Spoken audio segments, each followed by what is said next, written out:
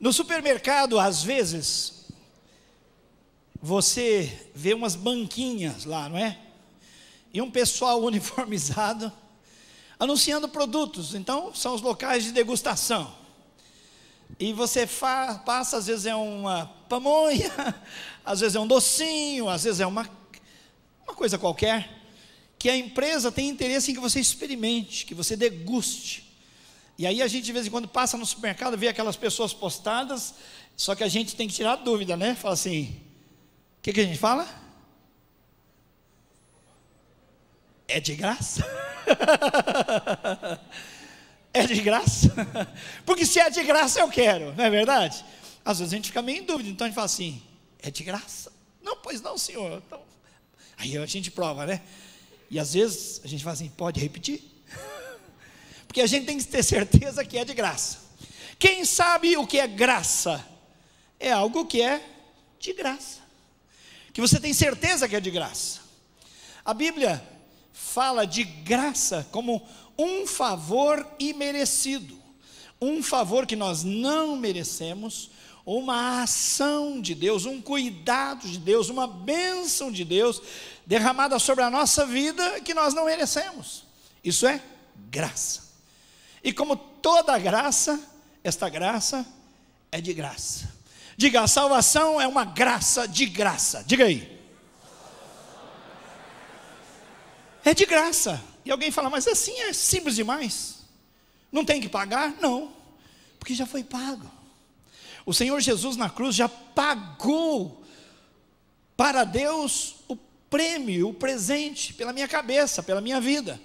Então a salvação é de graça para mim, mas custou muito para o Senhor, o nosso Deus, o Pai, que enviou Jesus para morrer em nosso lugar. Então isso é graça, algo que para nós é de graça, a gente não paga nada, é presente. Quando você recebe um presente, você recebe, a pessoa diz, ó, parabéns, está aqui o seu presente. Você pergunta, quanto é? Você pergunta quanto é quando recebe presente? Mas quanto é? Vou pagar agora. Não, por quê? Porque presente é presente. E a salvação é um presente, é o presente da vida eterna. E a Bíblia diz que com Cristo e com esta vida eterna, Deus nos dá muitas outras coisas. Estamos falando de bênçãos adicionais, estamos falando de poder de Deus sobre a nossa vida, que a Bíblia chama simplesmente de graça. Então graça reúne muitas coisas que Deus faz em nosso favor, sem a gente merecer. A maior dessas graças é a vida eterna. O seu nome, o meu nome, estão escritos no livro da vida. Diga glória a Deus. Você sabe o que é isso, meu amigo?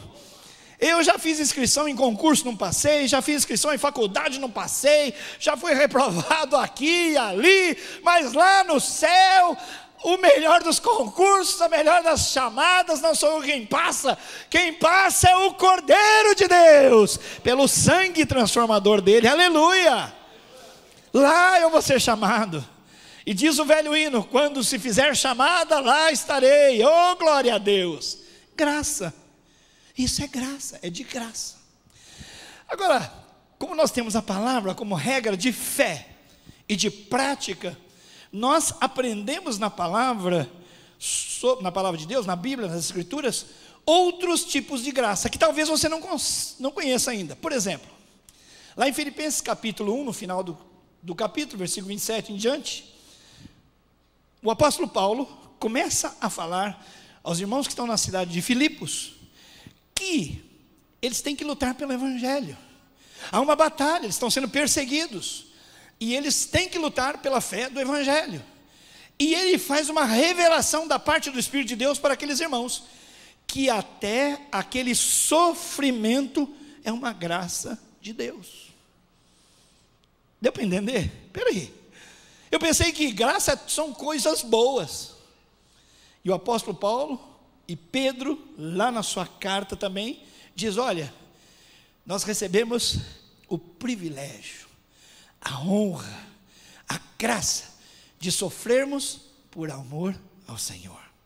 Que nenhum de nós sofra, padeça, seja condenado por de fato estar em pecado, errado, na condição de julgado, mas se alguém nos perseguir por causa do nome do Senhor, vamos entender que esta é uma graça de Deus, é um favor que Deus nos faz e a gente não merece. Sofrer por amor ao Senhor é uma graça. Então a graça compreende coisas que a gente espera e às vezes coisas que a gente não espera. Esteve conosco aqui há muitos anos atrás, aliás, a gente não fala verbo A com H e depois atrás, há muitos anos, um irmão pastor lá de Singapura, você se lembra? E ele falou do sofrimento, que a igreja passa lá na China por sofrimento, e ele pediu, por favor irmãos, orem por nós, mas não orem para Deus tirar a perseguição, mas ore para que a gente se mantenha fiel durante a perseguição. O evangelho para nós, além de ser grátis, vira uma bagatela. Por quê? Porque a gente entendeu que graça é só coisa que a gente recebe que é boa para a gente. Quem vai dizer, à luz da palavra de Deus, que o sofrimento não é bom para nós? Sofrendo por Cristo. Lá no Sermão da Montanha, o Senhor revela que são muito felizes, muito bem-aventurados aqueles que sofrem por causa do Senhor. Então, é um tipo de graça. Sofrer por Jesus é graça. Diga, sofrer por Jesus é graça. Sofrer porque você pisou na bola é desgraça. Mas sofrer porque você foi fiel ao Senhor, sofrer perseguição, como muitos de nós já sofreu, olha, você é crente, então você é assim, assim, assim, ó, você está fora. Sofreu por amor ao Senhor. Ah, Deus, fui desamparado. Não, eu fui exaltado. Deus me escolheu para me alegrar na tribulação e no privilégio de sofrer por causa do nome do Senhor, o Salvador. Privilégio, graça. O texto que nós vamos ler fala-nos de uma outra graça, que é a graça de ofertar, a graça de contribuir. Então, das graças nós queremos aquelas que são aparentemente boas, mas a graça de sofrer, Senhor, livra-nos do sofrimento. Nem todo mundo quer sofrer. E a graça de contribuir, pior ainda, porque nem estamos sofrendo no Brasil perseguição por causa do nome do Senhor, mas a gente já vazou da graça de contribuir, de ofertar, de sustentar a obra de Deus. Então eu quero que você leia o texto bíblico, e eu estava orando, eu fiquei ali fora, além de na minha casa, orando, dizendo, Senhor, eu não tenho o poder de convencer o coração dos meus irmãos. Isso pode até fazer sentido racional, mas nós queremos uma visitação espiritual, o Espírito de Deus falando e ministrando ao meu e ao seu coração, de uma maneira que a gente não tenha dúvida, que ouça a voz do Senhor e diga, sim Senhor, eu quero esta graça que poucos desejam, eu quero a graça de ofertar, de contribuir, de sustentar a obra do Senhor, de fazer parceria com o Senhor, porque o Senhor é dono da prata e do ouro, mas Ele deixa um pouco da prata e do ouro na minha conta.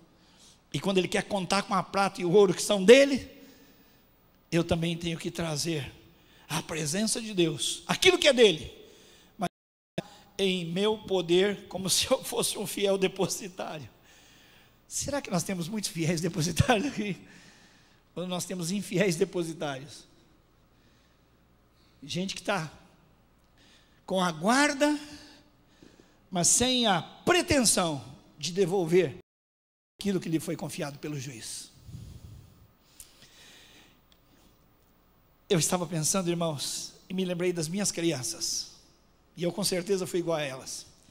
Talvez você, papai e mamãe, tenha passado por isso. Você compra um picolé ou um pacote salgadinho para sua criança, você se sente muito feliz quando aqueles olhinhos brilham, é verdade ou não é? Nem é tão bom para a saúde, né? Nada desejável para a saúde, algumas coisas, mas te dá, e é aquela alegria. Aí você vê e fala, tá gostoso? Tá. Dá um pedacinho, papai. Não! Já passou por isso, não? Você fala, mas que criança ingrata. Eu comprei o salgadinho todo, ele não quer me dar umzinho. Eu dei o picolé inteiro e vou dar quantos eu desejar dar, porque eu tenho prazer em dar, mas nem um tequinho. Aí Deus ministrou no meu coração, você nada diferente. Eu te dou tudo. E quando eu falo, me dá um pedacinho, você fala, não. Irmãos, Das crianças, a gente espera a incompreensão de uma criança, a idade do conhecimento de uma criança. Mas o apóstolo Paulo fala: quando eu era criança, eu me portava como criança, eu falava, eu discorria como criança, mas depois que cresci, eu abandonei completamente as coisas de criança. Nós não somos mais crianças, irmãos. Deus nos chama à responsabilidade, ao privilégio de conhecer, que ofertar, que investir na obra de Deus não é coisa só do coração, nem só da responsabilidade, mas é uma graça, que até agora muitos não desejam. Mas eu quero, em nome de Jesus, profetizar na sua vida hoje, que compreendendo a palavra do Senhor e amando o Senhor como você ama, você vai ter hoje, nessa noite, um divisor de águas. Antes, uma criança que diz: não, é meu. E depois alguém diz: sim, Senhor, eu cresci, eu sei que tudo é teu. Quem recebe essa palavra, aplauda o Senhor. Amém, glória a Deus. Filipenses 4,14 diz, Paulo falando: vocês fizeram bem em se associar a mim para a evangelização. Eu estou preso. Vocês fizeram bem em se associar às minhas lutas.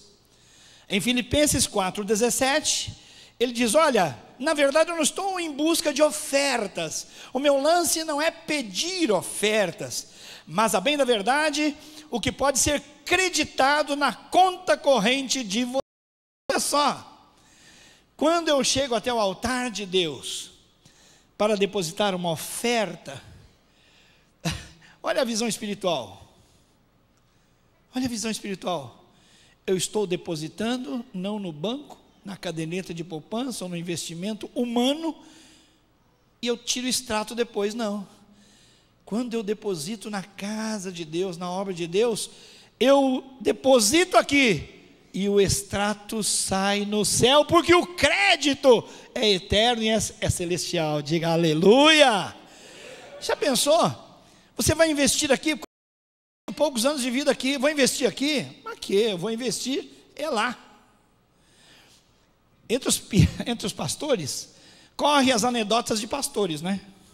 E diz que um pastor chegou ao céu, muito feliz, muito animado, falou: opa, agora trabalhei, eu fui fiel, combati o bom combate, acabei, guardei a fé, agora vou tomar posse.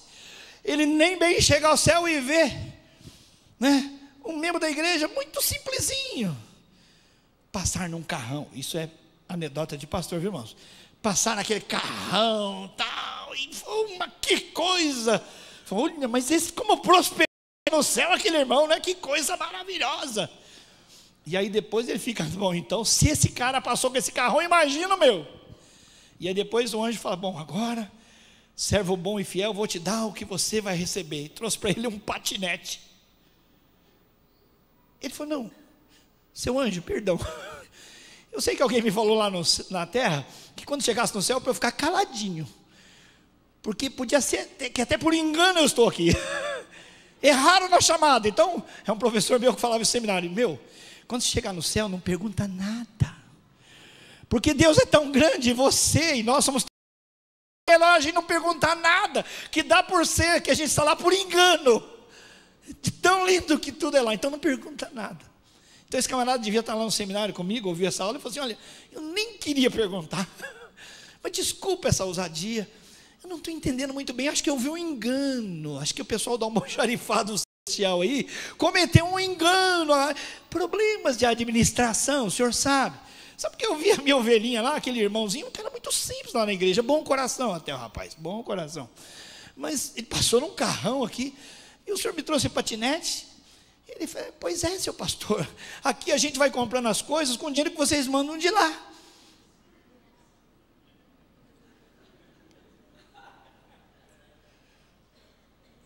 Quer dizer, o pastor está aqui posando de homem de Deus, mas a hora que chegar aqui, e há pastores, e não há aqui na primeira, pela misericórdia de Deus, nenhum pastor dessa laia, mas há pastores que tiram a gordura das ovelhas, falam para elas fazerem o que eles não fazem, e há pastor ladrão, que não dizima, Porque fala, Deus já sabe, eu estou na obra, eu vivo para a obra, tudo é obra.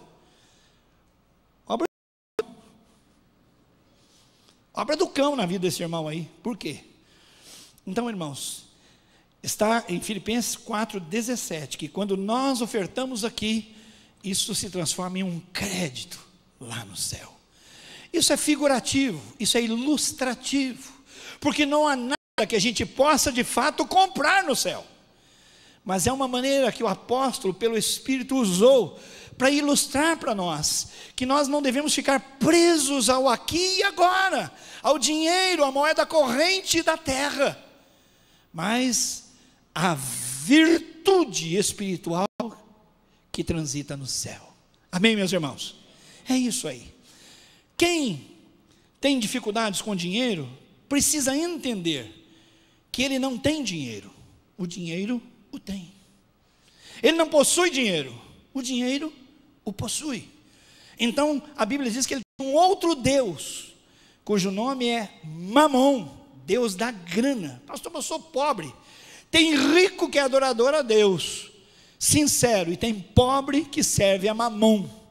Por isso nunca vai ter mais, porque a lei da Bíblia, que nós vamos mencionar, a lei da semeadura, implica em que quem é fiel no pouco, será fiel no muito, e quem é infiel no pouco, será infiel no muito.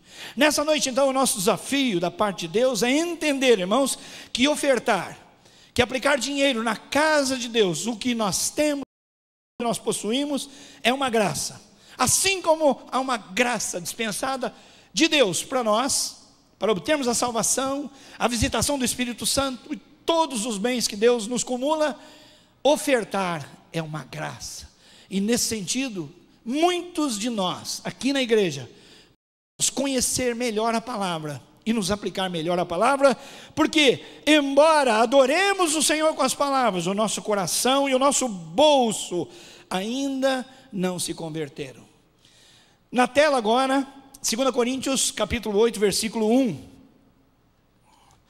Paulo falando à igreja para ela tomar conhecimento. Então muitos irmãos não tinham essa informação, esse princípio da palavra de Deus, por isso não ofertaram.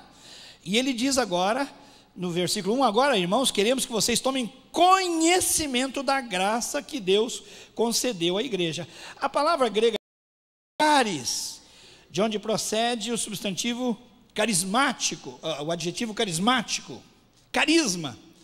Carisma tem a ver com aquilo que nós recebemos de Deus e que produz alegria, contentamento, em que há virtude. Então, leiamos juntos. Vamos ficar em pé mais uma vez para a gente ler juntos a palavra de Deus? Vamos nessa? As mulheres leem os versículos ímpares. Olha, está lá em cima, tem versículo 1. Ou melhor, os homens, que assim eu começo. E as mulheres leem os pares, porque as mulheres gostam de andar de par em par. Tá certo? As mulheres sempre gostam de uma amiga. É gostam de andar em par. Vamos lá. Agora, irmãos, queremos que vocês tomem conhecimento da graça que Deus concedeu às igrejas da Macedônia.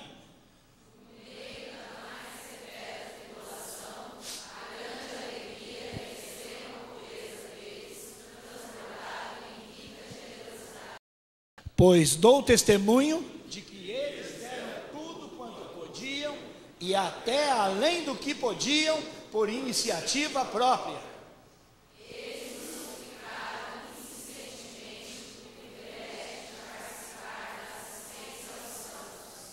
E não somente fizeram o que esperávamos, mas entregaram-se primeiramente a si mesmos ao Senhor e depois a nós, pela vontade de Deus.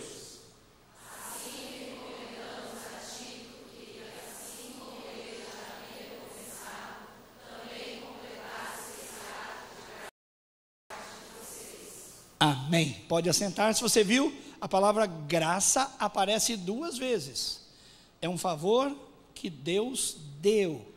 Deus deu generosidade extrema aos irmãos da Galácia para que eles ofertassem. Para você se situar, por causa do Evangelho, houve na região de Jerusalém e toda a Judéia, e depois isso se alastrou para outros lugares, uma grande perseguição à igreja por causa de Jesus. Se você tiver o cuidado de abrir em Atos capítulo 8, você vai ver que há um divisor. A partir do capítulo 8 de Atos, começa uma severíssima perseguição para todos os cristãos.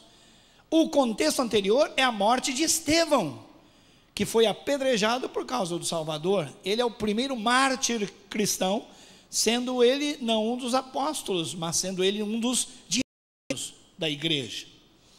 Então, nós vemos que uma grande perseguição acontece. Quando se persegue alguém em qualquer regime, o que você faz? Você corta as pernas desse alguém, tirando dele o quê? O patrimônio. Então eles perderam suas casas, eles perderam suas terras, alguns perderam entes da família, porque foram sacrificados, foram mortos, foram presos. Então esses irmãos da Judéia, eles já estavam sofrendo muitíssimo. Por quê? Por causa da perseguição, por causa do rigor, do contexto em que eles viviam. Pois bem, fora de lá, um pouco distante de lá, centenas de quilômetros fora de lá, numa outra região chamada Macedônia, indo já caminho para a Grécia, nós vemos o quê? A Macedônia, uma outra região. E lá na Macedônia também há perseguição por causa do evangelho. Só que, embora sofrendo já o rigor, a perseguição e sendo muito pobres, aí em 2 Coríntios capítulo 8, versículos 1 a 6, aqueles irmãos da Macedônia ficaram comovidos, que os irmãos da Judéia estavam numa situação pior, ou seja, o mal já havia atacado aos dois, e quem estava sofrendo teve notícia de que ainda mais sofrimento agravava os irmãos da Judéia. E eles se lembraram, o Senhor nasceu lá, o evangelho da graça de Deus veio de lá, lá nasceu o Senhor, lá os irmãos o receberam, lá os irmãos também, por perseguição, fizeram com que o evangelho chegasse a todo lugar. É uma dívida de gratidão que temos com aqueles irmãos que sofrem. Então nós, mesmo sendo muito pobres, nós precisamos muito cooperar e mandar grana, mandar dinheiro, mandar oferta para assistir, para atender às necessidades dos irmãos da Judéia. Irmãos, isso não é incomum. A mulher viúva que tem 5, 6 crianças, ela está mais aberta para adotar um 7º do que quem tem muita grana e não vai abrir para um.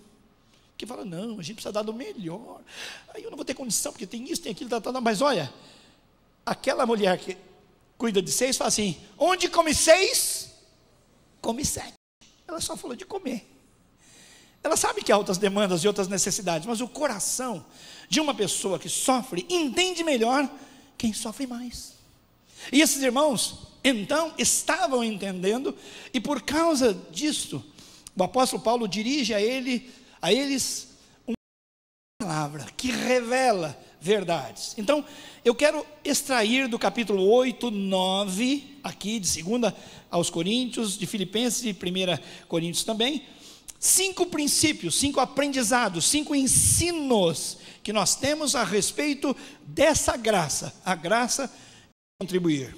Em primeiro lugar, nós vamos saber que são coisas práticas. Tudo diz respeito a como contribuir. Em primeiro lugar, devemos contribuir com alegria. Segundo lugar, nós devemos contribuir com proporcionalidade. Terceiro, nós devemos contribuir com regularidade. Em quarto lugar, nós devemos contribuir com sacrifício. E em quinto lugar, com atitude de adoração. Em primeiro lugar, alegria. Segundo lugar, proporcionalidade. Terceiro lugar, regularidade. Quarto lugar, sacrificialmente. E quinto lugar, em atitude de adoração. Com alegria. Por que contribuir com alegria? 2 Coríntios 9, 7 diz, cada um dê de acordo com o que determina o coração, não com pesar ou por obrigação, pois Deus ama ao que dá com alegria. Você notou que eu falei de 5 verdades, de 5 princípios? Mas há pessoas que se agarram nesse primeiro e não dão, porque dizem, a Bíblia manda dar com alegria. Eu não estou dando com alegria, então é melhor não dar. Entendeu? Então, aos marinheiros de primeira viagem, aguardem o texto todo, todas as verdades, todas as exortações, para então entender o todo. Porque numa laranja você tem vários gomos, e a laranja é laranja com os gomos todos. Esse princípio da palavra de Deus deve implicar o quê? Um conhecimento que seja geral desse princípio da graça, que nós precisamos praticar. Dê com alegria. Irmãos, por que dar? Porque dar com tristeza não tem sentido. Pois antes de aceitar a oferta, Deus aceita o ofertante. Por que eu tenho que dar com alegria? Faz todo sentido. Por quê? Porque antes da oferta, Deus vê o seu coração. Deus vê o ofertante. Então, por isso que o texto fala assim, olha, não adianta dar assim com dó. Ai meu Deus, vai fazer tanta falta. Ai meu Deus, se eu pudesse não dar, mas o pastor vai ver meu nome lá na tesouraria, se eu não der. Quero deixar você mais próximo do pecado, mas vou lhe alertar. Eu não sei aqui na igreja quem dá, quem não dá. Nunca vi quem dá, quem não dá. Eu tenho acesso às informações, mas eu prefiro deixar a responsabilidade dos seus atos com Deus. Porque, meu irmão, eu saber não pode aliviar a tua consciência. Não, eu estou dando. Eu já acompanhei uma história, graças à misericórdia de Deus, não aconteceu aqui na nossa igreja, mas de uma determinada igreja que queria que os irmãos fossem tão fiéis que exigia que eles apresentassem o contra-cheque, o olerite. Por quê? Porque o dízimo diz respeito a 10%. Então, passa o olerite para a gente ver se você está dando 10%. E sabe o que eu vi? Uma pessoa numa máquina de datilografia adulterando o olerite. Irmãos, como se adulterar o olerite e colocar um outro valor enganasse a Deus. O que vai no seu coração? Por que é que você oferta e por que é que você não oferta? Tem que haver alegria. Por quê? O Senhor não vai olhar o seu dinheiro de oferta, Ele vai ver só depois que olhar o seu coração. Abel trouxe oferta ao Senhor, Caim trouxe oferta ao Senhor, e Deus aceitou o quê? A oferta de Abel e recusou a Caim e a sua oferta. Note, ele recusa o ofertante e depois a oferta. Por quê? Porque o coração é quem está determinando a sinceridade de contribuir ou não. Por isso, um dos princípios, uma das verdades, uma das exortações é essa: dê com alegria. Então, ganhou de Deus que você não está dando porque você pode, você está dando porque você recebeu a graça, o privilégio, a virtude de Deus, para assim fazer, contribuindo na casa e na obra de Deus. Diga glória a Deus. Amém, meus irmãos? Em Atos capítulo 20, 35, o Senhor Jesus diz: bem-aventurada coisa é dar do que receber. Eu quero sempre dar na casa de Deus. Há uma lei, e vamos falar dela daqui a pouco, quando a contribuição se torna o quê? Uma semeadura. Uma semeadura. Quantos aqui já trabalharam ou trabalham no campo, ou conhecem o mínimo da dinâmica do campo, que é plantar a semente, cuidar, quer dizer, prepara o solo, planta a semente, cuida de tudo que é princípio, e olha para Deus. Deus, fizemos a nossa parte, mas dependemos do tempo, e o Senhor é o Deus do tempo, para depois colher. Quantos aqui conhecem mais ou menos essa dinâmica? Então, a gente semeia para colher. Quando você vem aqui à frente, esse é o ato da semeadura. Você vem e semeia aqui na urna, no gasofilácio, e o dinheiro que você joga ali é a semente. A sua atitude é a semente, e os seus bens são as sementes que você lança ali no gasofilácio. Deus quer que você faça isso com alegria. Irmãos, isso é profundo. Uma mãe que morava na Inglaterra mandou para o campo missionário um de seus filhos. Não é que ela mandou, ela consentiu, apoiou, e houve todo aquele cuidado no envio do missionário. Poucos meses depois que ele estava lá, ele adoeceu devido a uma febre, que era típica daquela região, e morreu. E todo mundo se entristeceu, não é? Mas aquela mãe tinha outro filho, e aquele filho falou: não, eu vou para o lugar do meu irmão. E assim foi lá para o continente africano, e também veio a falecer por causa de uma outra enfermidade. Ela tinha um terceiro filho, e o terceiro filho, acreditem vocês, foi assumir o lugar dos outros, e algum tempo depois também morreu. 3 filhos missionários, e os 3 morreram no campo. Você pergunta: Deus, como assim? Qual o propósito? Coisas que só vamos saber na eternidade, irmãos. Nossa igreja investiu durante alguns anos aqui na divisa de Corumbá, não é? Bolívia, na cidade de Puerto Soares. E aquela pequenininha igreja estava vibrando. Quando era pequenininha, enviou sua primeira missionária transcultural, irmã Modesta. Pois a irmã Modesta era uma senhora de idade, teve dificuldade com treinamento, porque já tinha idade avançada, já estava nos livros e coisa e tal, mas por fim foi enviada para o campo missionário. Chegou lá, se não falha a minha memória, mas não vai passar muito disso, em torno de 1 ano, ela adoece no campo missionário e morre. Você fala: como assim, gente? Não é o dinheiro que nós pusemos nessa mulher, mas é a vida dela, assim. Eu me lembro de Jesus, que veio para morrer, e ele disse: se o grão de trigo não morrer, fica ele só. Eu tenho uma convicção pessoal, que a vida desses lindos missionários foram semente do evangelho naquelas terras, e vieram a florescer. Deus não perde ninguém. Deus usou como martírio até aquelas vidas que foram lá e foram semeadas naquele solo. Com certeza o evangelho chegará lá, porque alguém foi plantado naquele lugar. Se você é batista, crê no Senhor, diga glória a Deus. Não está batista esse trem aí. Irmão, nós somos batistas, nós cremos no glória a Deus, irmão. Vamos lá, 1, 2, 3. É glória a Deus, vamos lá. Glória a Deus. Claro, Deus sabe o que faz. E aquela mãe foi perguntada: mas como fica o seu coração? Ela disse: olha, eu tinha 3 filhos, e eu os mandei para missões, e eles morreram. Eu sinto tanto não ter um 4º filho para mandar no lugar dele. Irmãos, isso é quem tem consciência de que há um favor merecido, há uma graça que passa por cima das nossas cabeças quando nós não temos visão de Deus. Alguém disse uma vez: o Yuri vai para o Nepal? Como assim? Não. O Yuri antes ia para um lugar onde estava tendo cólera. Não deixa. Seu filho vai para lá. Não.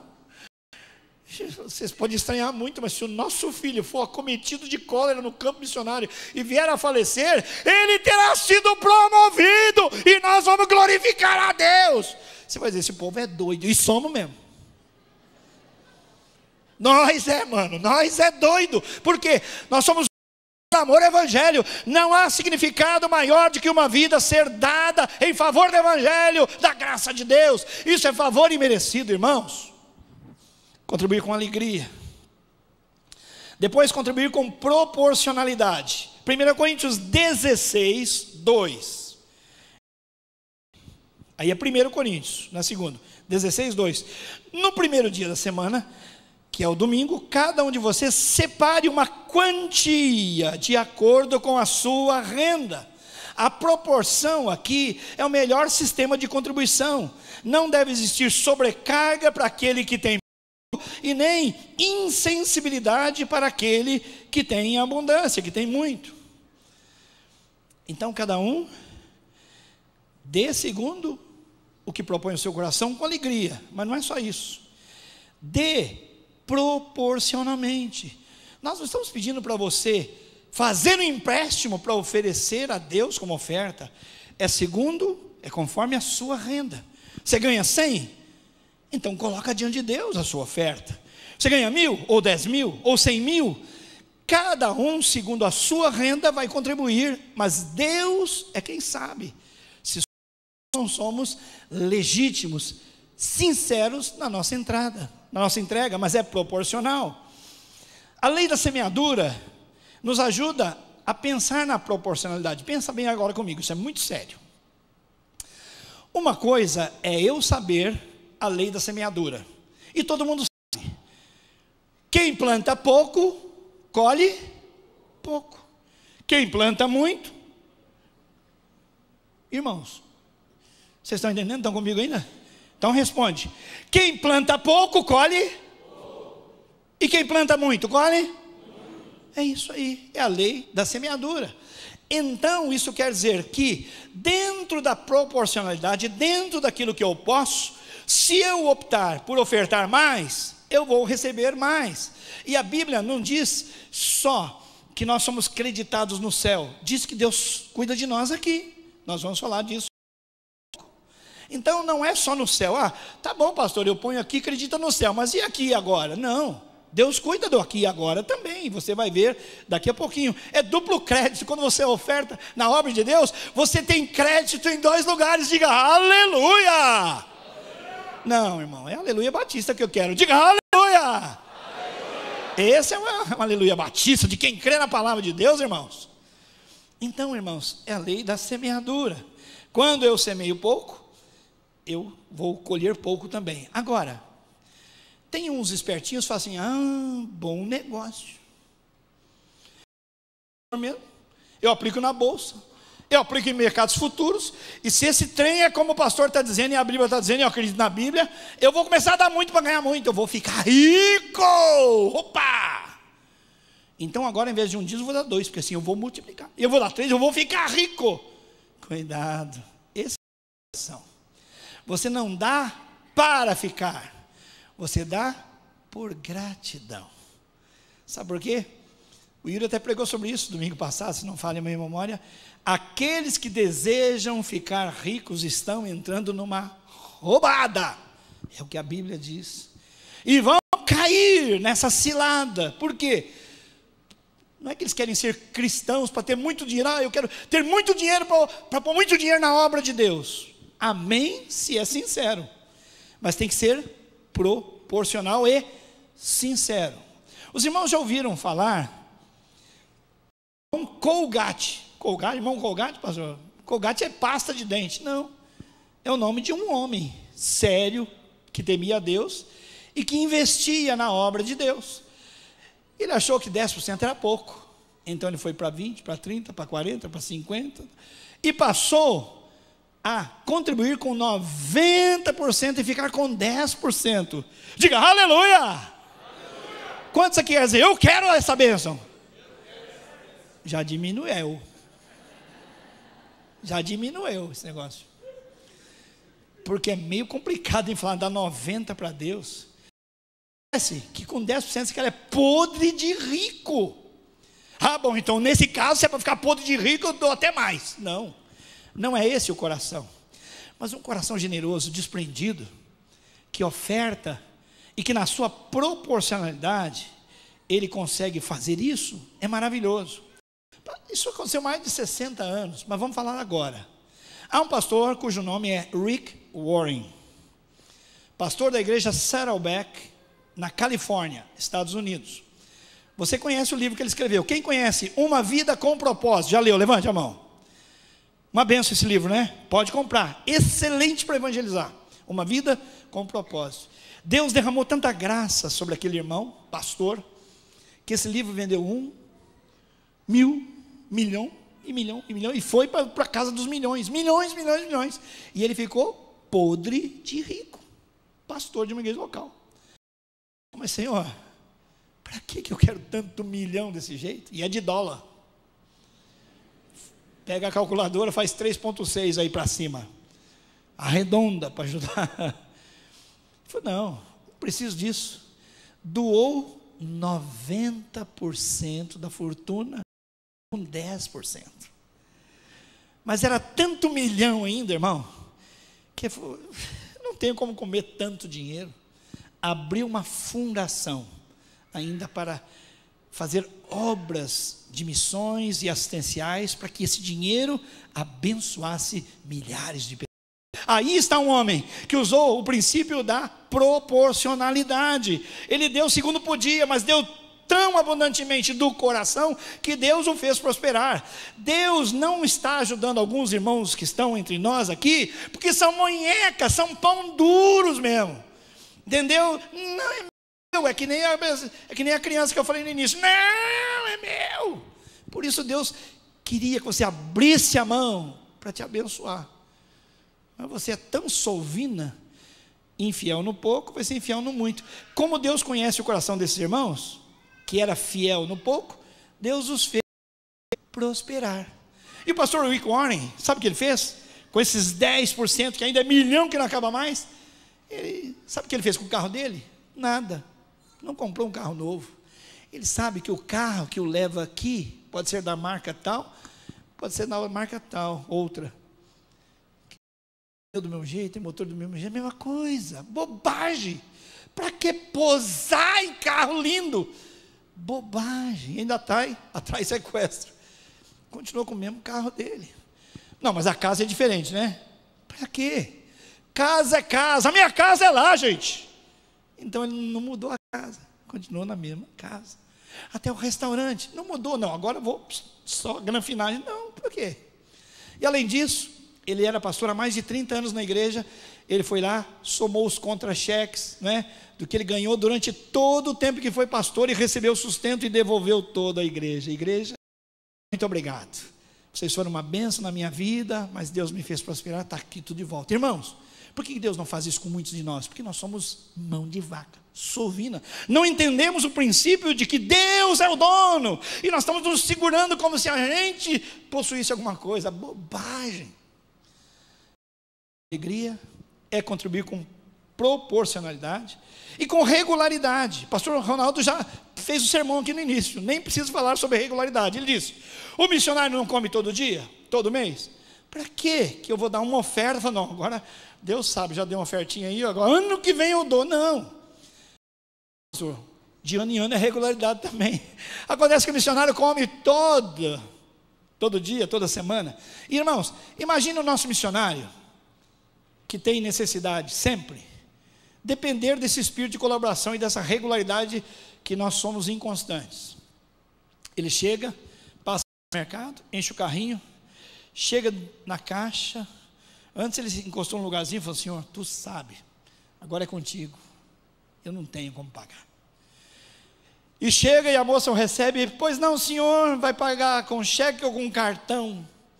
Fala: nenhum nem outro, é com oração. Rimou, né, gente? Cheque ou cartão? Não, é com oração. Não, senhora, desculpa, eu não, acho que o que é? É cheque ou cartão? Não, é com oração. É que eu dependo de Deus, sabe? E Deus proverá, Deus já choveu, né, maná lá no deserto, Deus já tirou água da rocha. Irmãos, nós não temos que exigir esse tipo de fé do nosso missionário, fala a verdade. A moça, depois de assistir, vai tocar a campainha, chamar o segurança, e ele vai mandar o quê? A conta para nós. Só pode ser, porque não tem jeito. Regularidade. Há 18 anos nós fazemos a nossa conferência missionária. Há 18 anos nós, como igreja, combinamos fazer uma coisa. Quantos aqui são membros da igreja há menos de 18 anos? Levante a mão. Menos de 18 anos, ok. Quem está aqui há menos de 5 anos? Levante a mão. Ok, então talvez para vocês seja mais novo a conferência missionária. E nós combinamos o quê? Como que nós vamos sustentar a obra de Deus do ponto de vista financeiro? Temos que orar, temos que participar, temos que ajudar, mas nós combinamos o seguinte: todos nós não passamos por aquele batistério, sim ou não? Passamos, aceitamos a Cristo, somos pessoas que Deus tem dado sustento. Então, sabendo da obra de Deus, sabendo que nós vamos dar com alegria, com proporcionalidade, com regularidade, nós combinamos o seguinte: nós vamos passar esse cartão que está aí na sua frente, que é o cartão da oferta missionária de fé, OMF, oferta missionária de fé, que podia ser, né, compromisso missionário de fé, ou compromisso mensal de fé. E nós vamos pedir que você preencha, dizendo: olha, Deus, conta comigo em X reais. Aí a tesouraria e o Ministério de Missões vão somar. Eu não vejo os nomes, então isso vai lá confidencialmente. Aí eles somam todos os cartões. Não é lógico, não é simples de entender? Se você fosse um negociante, comerciário, industriário, se você é um empreendedor, faz sentido isso para você? Faz. Nós vamos ofertar, eu digo quanto vou dar, você diz quanto vai dar, a gente soma os cartões todos, e aí a gente tira uma parte para fundo de reserva, isso é prudente, é bíblico, e o que sobrar ali, daquela fatia toda, orçamento de missões. Então nós sabemos com quanto podemos contar para enviar para aqueles missionários, melhorar a condição dos nossos atuais missionários, porque todo mundo gosta de aumento. Quem não gosta de aumento, levanta a mão. Quem aqui não gosta de aumento, levante a mão. Quem está orando por um aumento, levante a mão. Melhorou. Quem está orando por mais vendas, levante a mão. Quem está orando para receber mais, de qualquer jeito, levanta a mão. Pronto. E o missionário? Não, missionário, isso é uma obra espiritual. Não, irmão. Eu quero para ele o que eu quero para mim. Queremos melhorar o sustento dos nossos missionários. E queremos mandar mais missionários. Queremos mandar mais. Então a gente precisa de mais dinheiro para a obra de Deus. Veja bem, vou contar uma coisa para você, que a gente não conversa geralmente. Em 18 anos, até o ano passado, sempre foi muito tranquilo. O ano está diferente. Vários meses nós entramos no vermelho, ou seja, as contribuições foram menores do que a saída, do que o nosso investimento em missões. De maneira que hoje, a conta de missões da nossa igreja está no vermelho em R$26 mil por ano. Tem um fundo de reserva, lembra que nós fomos poupando um pouquinho? Então, estão lançando mão do fundo de reserva. Mas irmãos, nós temos um alvo de R$90 mil mensais, e agora, apesar desse cenário, nós não queremos recuperar a credibilidade dos 90 mil. Nós queremos avançar em nome de Jesus. Sabe por quê? Porque Deus tem uma igreja linda aqui. E Deus tem membros lindos aqui. E o coração dos irmãos é um coração abençoador. E um coração que crê na palavra de Deus. Então quem estava cochilando, quem estava desanimado, quem tinha desacostumado, em nome de Jesus ouça essa palavra e recomeça agora. Vai fazer comigo, assim como eu, um novo compromisso missionário de fé. Vai dizer, conta comigo, Senhor. Quem crê que nós podemos chegar aos R$110 mil mensais, diga, eu creio.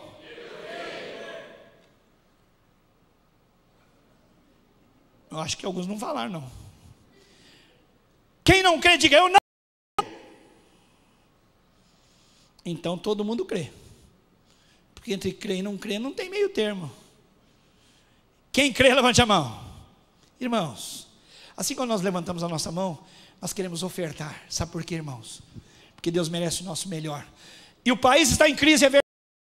Deus não está em crise. A mão encolhida aqui será apenas da nossa humanidade. Mas nós queremos um batismo de amor, um batismo de Deus para ofertarmos na obra do Senhor. Vem cá, Alex.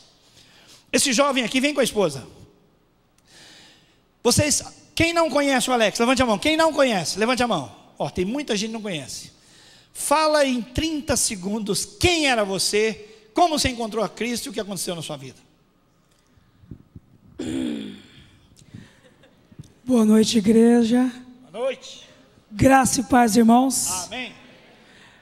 Há 16 anos, vai fazer 16 anos agora em outubro, que eu estava no presídio de segurança máxima de Campo Grande. Sou ex-traficante de drogas. E essa igreja linda, maravilhosa, já há mais tempo envia um missionário chamado pastor Marcos Rich, paizão na fé, lá naquele local, pregar a palavra de Deus. Você que está aqui hoje e que não aceitou a Cristo ainda, você tem a liberdade de aceitá-lo aqui. Amém. Eu aceitei a Cristo dentro de um presídio. Você imagina só, irmãos, uma pessoa sendo liberta por 2 presos lá dentro do presídio. O irmão Oscar, assim como eu, que hoje é pastor lá em Três Lagoas, junto com o irmão Romildo, impuseram as mãos sobre mim, porque na hora que o pastor Marcos fez o apelo, eu me acovardei, porque a guerra entre espírito e carne é constante, e o inimigo falava no meu ouvido, eu olhava para os bandidos de lado. Aceitar Cristo? Não. Que é isso? Eu sou machão. Teve um dia que eu não resisti. Quando o culto saiu, acabou, eu comecei a chorar, me deu uma depressão. Corri até os irmãos, falei, o pastor leu lá, que aonde tiver 2 ou 3 em nome de Jesus, ali ele se faz presente. De dentro do presídio, de dentro da cela, porque eu trabalhava na cozinha, eu estava do lado de fora, lá dentro, e eles impuseram sobre a minha cabeça, e eu fui liberto. Diga glória a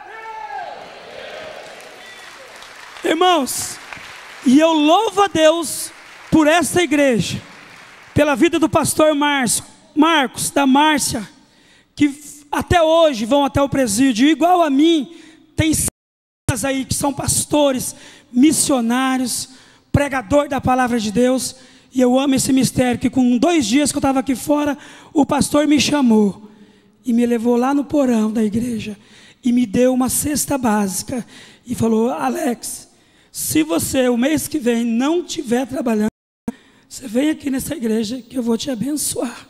Por isso que hoje eu oferto com amor. O domingo que eu venho e não oferto, no próximo domingo eu sinto no meu coração de ofertar dobrado. Porque quem está lá no campo missionário, pessoas que aqui nessa igreja, nós temos aqui, né, pastor, um ministério que chama Mais Que Palavras.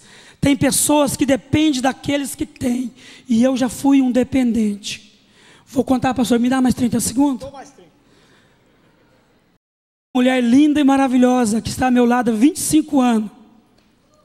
Não podia me dar filhos.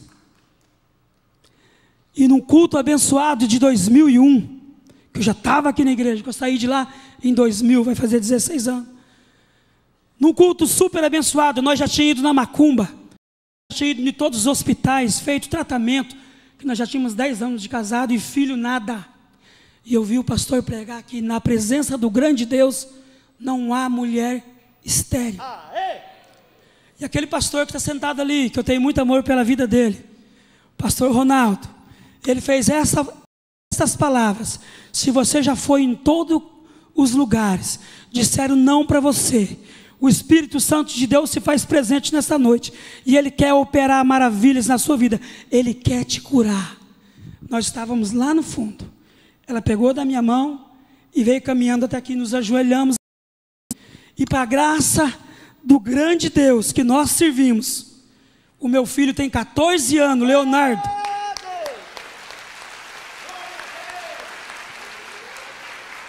e a Giovana com 7 anos também está aí.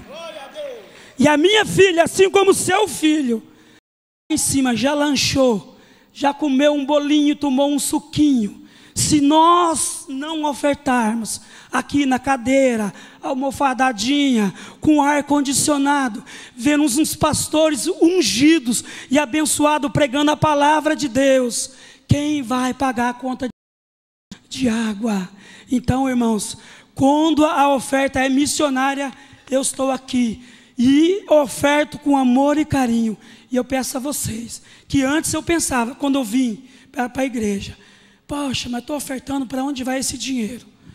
Para mim, hoje já não interessa. Sei que essa igreja aplica o meu investimento aqui. Nós já compramos uma chácara, né, pastor? Uma mini fazendinha, onde o meu sonho é ofertar para aquela obra da igreja missionária no campo. Pastor, louvo a Deus todos os dias e oro pelo esse ministério. Oro pela vida dos pastores, dos meus líderes e pela vida do pastor Marcos, que foi essa igreja que até hoje sustenta ele, não só nos presídios, mas nas missões urbanas da Rússia. Muito obrigado pela oportunidade. Irmãos, glória a Deus mesmo. Aliás, a gente devia ser mais batista e dizer mais glória a Deus essa igreja, irmão. Glória a Deus! Deus fez tanta coisa. Aleluia! E a gente fica regulando glória a Deus aqui, irmão. Nós somos batistas aí. Batista crê na Bíblia, lê o Salmo, aleluia! É isso aí. Irmãos, é empresário, sustenta 15 pessoas, emprega 15 pessoas. Assessoriou 2 deputados, um deputado federal daqui do estado, um deputado estadual aqui do estado, estou coordenando 42 bairros, futura prefeita de Campo Grande, não vou falar o nome, mas é prefeita, futura dessa cidade. Estamos aí para a honra e glória do Senhor, anunciar Cristo para essa cidade. Irmãos, o poder de Deus em ação. Agora, o que ele não contou, que lá na cadeia desceu um anjo, irmão. A cadeia ficou cheia de luz, desceu um anjo e falou: Alex, tu és a bem-aventurado, aceita Jesus. O anjo chegou e estava de terno e gravata, pastor Marcão, missionário, sustentado pelas suas ofertas. Diga glória a Deus. Deus vai fazer a parte dele, que é convencer o pecador, mas o nosso trabalho, que é fazer missões, liderar células, discipular, mandar missionários, é nossa parte, e nós queremos fazer para a glória de Deus. Amém, irmãos? E é líder de célula, irmão, é líder de célula, o cara é demais. Amém. Tem 2 casais da minha célula ali, uma ali, outra ali. Glória a Deus. Aquele lá também é fruto de missões. Amém. E tudo líder, estou vendo, ó, líder, tudo, amém, pode ser, amém. Rapidinho, irmãos.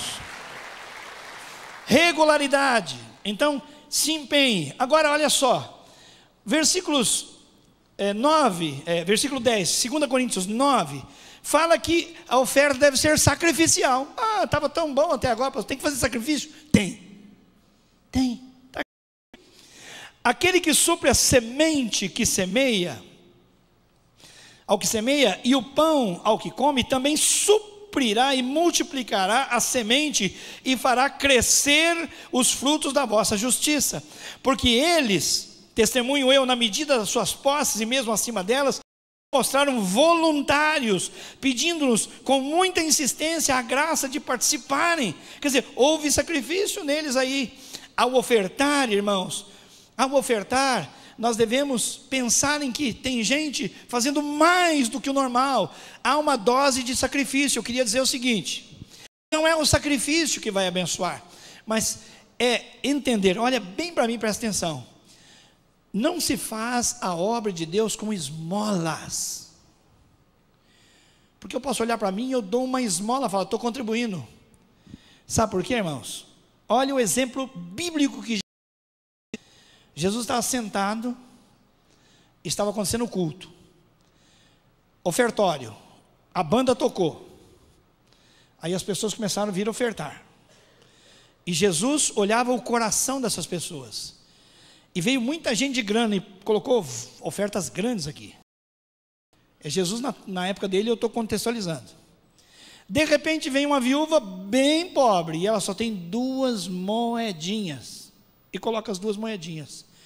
Jesus, que está ali, explica aos seus discípulos, isso é discipulado. Vocês estão vendo essa mulher? Vocês viram o que eu vi. Eles juntos não somam a oferta dela. Como não? Os caras cheios de grana. A moeda da virtude de Deus é outra. Deus não está nem com real, com dólar, com euro. Isso não é nada. Deus viu o coração daquela mulher e disse: eles deram da sua abundância a ponto de não lhes fazer falta. Deram qualquer coisa. Mas ela deu tudo quanto possuía. O coração dela estava indo além da sua. Então, irmão, por que eu estou dizendo isso? Que a sua oferta missionária de fé, que deve ser segundo a sua proporcionalidade, deve implicar numa dose de sacrifício no seguinte sentido: faz a sua conta, aqui é a parcela para pagar o carro, aqui é para fazer isso, aqui fazer isso. Não deixa para colocar nas ofertas, e a oferta não é dízimo, dízimo é outra coisa, nem é minha, nem é sua, já é de Deus. Coloca uma oferta expressiva, que abençoa a obra de Deus, segundo as suas possibilidades, mas que seja expressiva para você. Mendigos tem aí fora. Gorjeta, a gente dá para quem cuida de carro em vários lugares. Nós não estamos falando de dar gorjeta às provas de Deus, nós estamos falando em alguma coisa que exija que seja uso de fé, oferta missionária de fé. Deus, esse dinheiro vai ser relevante, ele faz diferença no meu orçamento, mas eu sei, meu Deus, que a tua obra merece esse investimento. O que o Senhor fez por mim já foi tão grande, e se eu puder ser grato e ofertar bem, é uma graça que o Senhor está me dando. Ninguém precisa saber, o pastor vai saber, mas é uma graça ofertar sacrificialmente. Aqueles irmãos deram primeiramente a si, e depois deram além do que eles podiam, porque eles têm um coração que ofertava sacrificialmente. A última, só para fechar, ofertar com atitude de adoração. Nem vou falar muito sobre isso, mas o apóstolo Paulo em Filipenses capítulo 4, versículo 17, diz: irmãos, eu não estou atrás de oferta, isso na verdade foi acreditado para vocês, mas mais que isso, a oferta de vocês subiu como aroma suave até a presença de Deus. Se houvesse uma câmera que filmasse coisas espirituais, e ela estivesse focando aqui, quando os irmãos vêm, uma câmera de cá, vê o que nós não vemos, você ia ver aqui, ó, aroma suave, perfume, subindo até a presença de Deus. Deus vê isso, não é lindo? Deus vê isso, a oferta subindo como aroma, como perfume para Deus. É isso que nós queremos, irmãos. O pastor Ronaldo já falou, tome essa ficha, leve para casa, ore, converse com a sua mulher, se for necessário mude algumas coisas do seu orçamento e oferte, porque vale a pena ofertar na obra de Deus. É uma graça, é um privilégio, é um ato da bondade de Deus para conosco, para nos tornar idôneos, para nos tornar nobres, e não humanos como os humanos normais são. Muitos prezam o dinheiro mais que as suas próprias famílias. Tem gente perdendo a família desde que ganha dinheiro. Nós não somos assim. O dinheiro é de nossa conta e nós vamos ser supridos abundantemente por Deus. E a obra de Deus faz parte do nosso orçamento. Vamos ficar em pé, meus irmãos. Quero pedir perdão a vocês, eu passei no horário. Perdão, sinceramente, perdão. Não era o que eu pretendia. Pai, no nome do Senhor Jesus, muito obrigado, Pai. Temos aqui o Alex para dar esse testemunho verdadeiro. E a Viviane, que trabalha no Projeto Nova, pode trazer aquelas mulheres que foram restauradas, ganharam dignidade. E outros projetos da igreja, outras verdades, outros depoimentos, testemunhos, que são resultado, ó Deus, do amor da tua igreja por missões. Muito obrigado, porque essa igreja é elogiável, mesmo em missões. Sendo deficitária esse ano, essa igreja é elogiável, nós sabemos. É uma igreja que tem o conhecimento e a referência no Brasil, por aquilo que faz por missões. Mas nós sabemos, papai, que nós podemos fazer mais, e nós queremos fazer mais. Então dá-nos esse batismo de amor, de compromisso, de alegria, e faz-nos reconhecer essa imensa graça de contribuir, que o Senhor nos deu, e que o Senhor revelou ao nosso coração nessa noite. Que a graça do nosso Senhor e Salvador Jesus Cristo, o amor maravilhoso e perdoador do Pai, a comunhão, a consolação do doce Espírito Santo, seja e com teu povo aqui reunido, especialmente, desde agora e para sempre. Amém e amém. Ora, jejua e faz o seu compromisso. Então não temos células essa semana, não temos Tadel essa semana, tudo para a gente focar na conferência missionária. Venha, sexta-feira, 7 da noite, sábado também, 7 horas da noite. É 7h30 sexta-feira? 19h30 sexta-feira, então sábado 7 horas, e no domingo nos 4 cultos teremos missões. Vocês são bem-vindos. Vão na graça, na misericórdia e na paz do Senhor. Amém.